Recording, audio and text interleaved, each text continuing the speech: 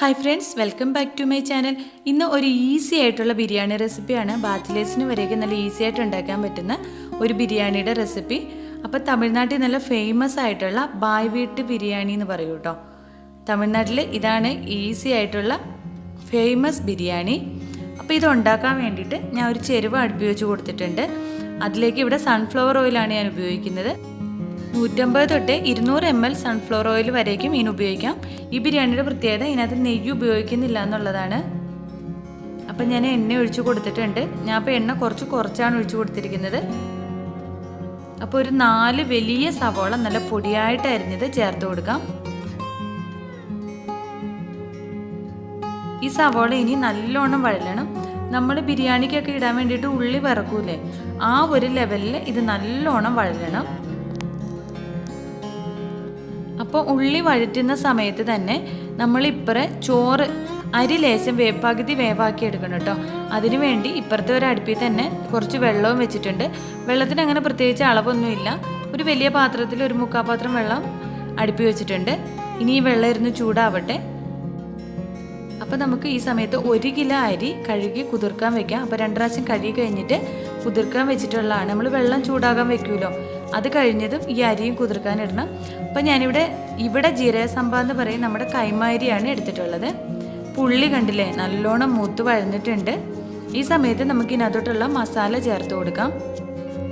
ഇപ്പോൾ ലേശം പട്ട, ഒരു വഴനയില, ഒരു തക്കോലം, കുറച്ച് പെരിഞ്ജീരകം, ഒരു 4 ഏലക്ക, ഒരു 4 ഗ്രാമ്പു. അപ്പോൾ ഇത്രയും മസാല ഐറ്റംസാണ് ചേർത്ത് കൊടുക്കുന്നത്. ഇനി ഇത് നല്ലോണം ഒന്ന് വഴറ്റിയെടുക്കാം. ആ മസാല നല്ലോണം ഒന്ന് വഴന്നതും ഇനി നമുക്ക് ഇതിനകത്തോട്ട് മെയിനായിട്ട് ചേർത്ത് കൊടുക്കാനുള്ളത് പുതിനയിലയും മല്ലിയിലയും ചെറുതായിട്ട് അരിഞ്ഞ് കഴുകി വെച്ചിട്ടുണ്ട്. അപ്പോൾ ഇതിന് പുതിനയിലയും മല്ലിയിലയും കുറച്ച് നിറയെ തന്നെ വേണം കേട്ടോ. രണ്ടും ഓരോ കൈപ്പിടി അളവിൽ എടുത്തിട്ടുണ്ട്. അപ്പോൾ രണ്ടും നല്ല കഴുകി വെള്ളം കളഞ്ഞ് വെച്ചിരിക്കുന്നതാണ്. അപ്പോൾ ഇത് കാണുമ്പോൾ ഒത്തിരി ഉണ്ടെങ്കിലും വഴന്ന് കഴിയുമ്പോൾ ലേശം ഉണ്ടാവുള്ളൂ. ഇനി ഇത് നല്ലോണം ഒന്ന് വഴറ്റി കൊടുക്കാം.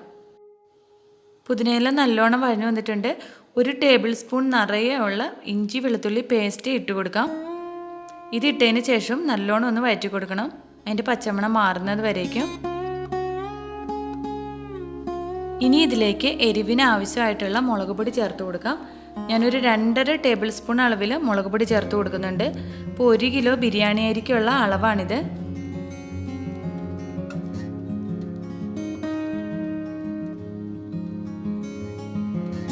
ഇനി ഇത് നല്ലോണം ഒന്ന് വഴറ്റി കൊടുക്കാം. അപ്പോൾ കുറച്ചുകൂടെ കളർ വേണമെന്നുണ്ടെങ്കിൽ മുളക് പൊടി ലേശം കുറച്ചിട്ട് കാശ്മീരി ചില്ലി പൗഡർ ചേർത്താലും മതി. ഇനി ഒരു 4 വലിയ തക്കാളി പൊടിയായിട്ട് അരിഞ്ഞതും കൂടെ ചേർത്ത് കൊടുക്കാം. ഈ തക്കാളി നല്ലോണം നല്ല മഷി പോലെ വഴറ്റണം കേട്ടോ. നല്ലോണം അങ്ങ് അലിയണം വഴന്നിട്ട്. അപ്പോൾ തക്കാളി നല്ലോണം വഴലാൻ തുടങ്ങുമ്പം 2 പച്ചമുളക് കൂടെ ചേർത്ത് കൊടുക്കുന്നുണ്ട്. അപ്പം നമ്മുടെ തക്കാളി നല്ലോണം മഷി പോലെ അലിഞ്ഞ് വന്നിട്ടുണ്ട്. അപ്പോൾ ഈ സമയത്ത് നമുക്ക് ഉപ്പ് ചേർത്ത് കൊടുക്കാം. ഉപ്പ് സാധാരണ നമ്മൾ ഇറച്ചിക്കറിയൊക്കെ വെക്കുന്നതിനേക്കാളും ലേശം കൂടുതലായിരിക്കണം കേട്ടോ. കാരണം നമ്മൾ ചോറും കൂടി ഇതിനകത്ത് ചേർക്കുന്നതാണല്ലോ. അതിനൂടെ കണക്കായിട്ടുള്ള ഉപ്പ് ഇതിന് ചേർത്ത് കൊടുക്കണം. എന്നാൽ ഉപ്പ് ഒത്തിരി അധികം ആവാനും പാടില്ല കേട്ടോ. ഇനി ഒരു 1/2 ടീസ്പൂൺ അളവിൽ ഗരം മസാലപ്പൊടിയുടെ ചേർത്ത് കൊടുക്കാം. ഇനി ഇത് നല്ലോണം വഴറ്റിയെടുത്തിട്ടുണ്ട്. ഇനി 1 കിലോ അരിയുടെ മസാലയ്ക്ക് വേണ്ടിയിട്ട് നമ്മൾ 200 ml തൈരാണ് ഇവിടെ ചേർത്ത് കൊടുക്കുന്നത്. ഇനി ഇത് നല്ലോണം ഒന്ന് വഴറ്റി കൊടുക്കാം. അപ്പോൾ തൈര് ഒഴിച്ചതിന് ശേഷം ഒരു 5 മിനിറ്റ് നല്ലോണം വഴറ്റുന്നുണ്ട്. അപ്പോൾ ലേശം എണ്ണ തെളിഞ്ഞ് വരും. ആ സമയത്ത് നമുക്ക് ചിക്കൻ ചേർത്ത് കൊടുക്കാം. ഞാനപ്പോൾ 1 കിലോ അരിക്ക് ഇവിടെ 1.5 കിലോ ചിക്കൻ ചേർക്കാം. 1 കിലോ ചിക്കൻ ചേർത്താലും മതി. അപ്പോൾ എനിക്ക് 1.5 കിലോ ചിക്കൻ എടുത്തിട്ടുണ്ടായിരുന്നു, അതുകൊണ്ടാണ് 1.5 കിലോ ചിക്കനും ചേർത്ത് കൊടുക്കുന്നത്. ആ ചിക്കൻ ഇട്ടിട്ട് നല്ലോണം ഒന്ന് വഴറ്റി കൊടുക്കാം.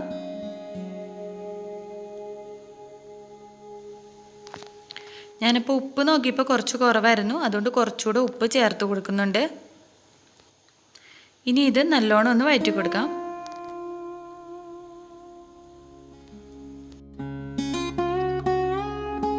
ഇത് വഴറ്റിയതും ഇനി ഇത് വേവാനുള്ള വെള്ളം ഒഴിച്ചു കൊടുക്കാം കേട്ടോ. അപ്പോൾ ഞാനിവിടെ 1.25 ലിറ്റർ വെള്ളമാണ് 1 ലിറ്റർ അരിക്ക് ചേർത്ത് കൊടുക്കുന്നത്. അതായത് 4 ഗ്ലാസ് അരി എടുത്താൽ 5 ഗ്ലാസ് വെള്ളം.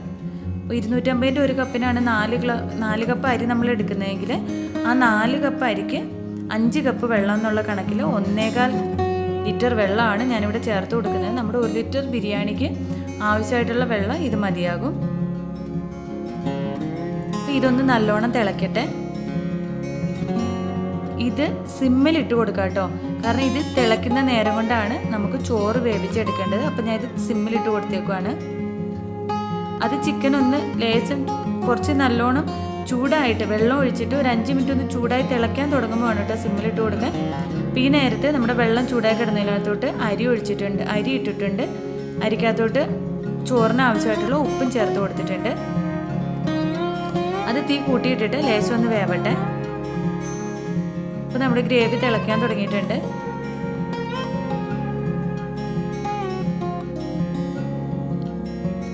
അപ്പം നമ്മൾ ചോറ് ഇങ്ങനെ എടുത്ത് നോക്കുമ്പോൾ അത് ലേശം ഒന്ന് അമങ്ങി പൊടിയുവാണെങ്കിൽ ഉള്ളിലോട്ട് കണ്ടില്ലേ, ഈ രീതിയിലൊന്ന് പൊടിഞ്ഞു വരുവാണെങ്കിൽ ചോറ് പകുതി വെന്തു. അപ്പോൾ ഈ നേരത്തെ നമുക്ക് ഊറ്റാം കേട്ടോ. അപ്പോൾ ചോറ് ഊറ്റുവാണ്. ചോറ് ഒരു 5 മിനിറ്റ് ഒക്കെ കഴിയുമ്പോൾ തന്നെ നമുക്ക് ചോറ് വേവാൻ തുടങ്ങും കേട്ടോ. ഞെക്കി നോക്കുമ്പോൾ നല്ലോണം അങ്ങ് ഞെങ്ങ് കൊണ്ട് അമങ്ങുവാണെങ്കിൽ ചോറ് വെന്തു എന്നാണ് അർത്ഥം. അപ്പം നമ്മുടെ ചിക്കന് ബിരിയാണിക്കുള്ള ഗ്രേവി ഇവിടെ റെഡി ആയിട്ടുണ്ട്. അപ്പം നമ്മുടെ ഗ്രേവിയിലോട്ട് നമ്മളിനി വടിച്ചു വെച്ചിരിക്കുന്ന ചോറ് വെള്ളമില്ലാതെ ഇടുവാണ്. ഇട്ടിട്ട് സൈഡിൽ നിന്ന് ഇളക്കി കൊടുക്കാം. കുത്തി ഇളക്കരുത്, ഉള്ളിൽ കിടക്കുന്ന ചിക്കനൊക്കെ പൊടിഞ്ഞു പോകും. സൈഡിൽ നിന്ന് നല്ലോണം ഇളക്കി കൊടുക്കാം. ചോറും നമ്മുടെ വെള്ളവും കൂടെ ഒരേ ലെവലിൽ നിൽക്കണം കേട്ടോ. അപ്പോഴാണ് ചോറ് കുഴഞ്ഞു പോകാതെ നല്ല വിത്ത് പോലെ നമുക്ക് കിട്ടുള്ളൂ. അപ്പം നല്ലോണം ഒന്ന് ഇളക്കി കൊടുക്കാം. ഇപ്പം തന്നെ തിള വരാൻ തുടങ്ങിയിട്ടുണ്ട്. ഇനി ഇത് സ്പീഡ് കൂട്ടിയിട്ട് നമുക്ക് മൂടി വെച്ച് കൊടുക്കാം. മൂടി വെച്ചതിന് ശേഷം നമ്മൾ അരി ഊറ്റിയില്ലായിരുന്നു, ചോറ് പകുതി വേവായപ്പോൾ ഊറ്റിയ ആ വെള്ളം കൂടെ ഈ അടപ്പിൻ്റെ മേലോട്ട് നമുക്ക് വെച്ച് കൊടുക്കാം കേട്ടോ. ഇനി വെച്ച് കൊടുത്തതിന് ശേഷം തീ നല്ലോണം കൂട്ടിയിടണം. അപ്പോൾ നമുക്ക് 2 സൈഡിൽ നിന്നും പുക വരും, നിങ്ങൾ കാണുന്നുണ്ടാവും. ഇതുപോലെ പുക വന്നു കഴിഞ്ഞതും നമുക്ക് തീയോ സിമ്മിലോട്ട് ഇട്ട് കൊടുക്കാം. തീ സിമ്മിലിട്ട് കഴിഞ്ഞാൽ ഒരു 10 അല്ലെങ്കിൽ ഒരു 15 മിനിറ്റിനുള്ളിൽ 2 സൈഡിൽ കൂടെ വീണ്ടും നമുക്ക് പുക ആവി വരാൻ തുടങ്ങും. ആ നേരം തീ ഓഫാക്കിയിട്ട് ഒരു 10 മിനിറ്റ് അതേപോലെ തന്നെ വെച്ചിട്ട് നമുക്ക് ബിരിയാണി ചെമ്പ് തുറക്കാം. അപ്പോൾ നമ്മുടെ ബിരിയാണി അടിപൊളിയായിട്ട് ഇവിടെ റെഡി ആയിട്ടുണ്ട്. നമുക്ക് നെയ്യ് കൂട്ടി ഉള്ള ബിരിയാണി തിന്നുമ്പോൾ ഉള്ള മടുപ്പൊന്നും ഈ ബിരിയാണി തിന്നുമ്പോൾ ഉണ്ടാവില്ല. നല്ല ടേസ്റ്റുമാണ്. എന്നും നമുക്ക് ഒരേ സ്റ്റൈലിലുള്ള ബിരിയാണി തിന്നും മടുത്തവർക്ക് ധൈര്യമായിട്ട് പരീക്ഷിച്ച് നോക്കാം. ഒരു വെറൈറ്റി ടേസ്റ്റാണ്. ഈ റെസിപ്പി എല്ലാവരും ഒന്ന് പരീക്ഷിച്ച് നോക്കൂ കേട്ടോ. ഈ വീഡിയോ ഇഷ്ടപ്പെട്ടാൽ ലൈക്ക് ചെയ്യാനും ഷെയർ ചെയ്യാനും മറക്കരുത്. അപ്പം ഞാൻ ബിരിയാണി വിളമ്പാനുള്ള സൗകര്യത്തിന് വേണ്ടിയിട്ട് അത് ചെരുവത്തിൽ നിന്ന് ഒരു പരന്ന പാത്രത്തിലോട്ട് മാറ്റിയെടുത്തിട്ടുണ്ട്. അപ്പം നമ്മുടെ ഫേമസ് ബായ് വീട്ട് ബിരിയാണി അടിപൊളിയായിട്ട് ഇവിടെ റെഡി ആയിട്ടുണ്ട്. ഈ വീഡിയോ എല്ലാവർക്കും ഇഷ്ടപ്പെട്ട് കാണുമെന്ന് വിചാരിക്കുന്നു. അപ്പം നല്ല പുതിന ചമ്മന്തിയുടെയും ചർലാസിൻ്റെയൊക്കെ കൂടെ അടിപൊളി ബിരിയാണി റെഡി ആയിട്ടുണ്ട്. അപ്പോൾ ബായ്.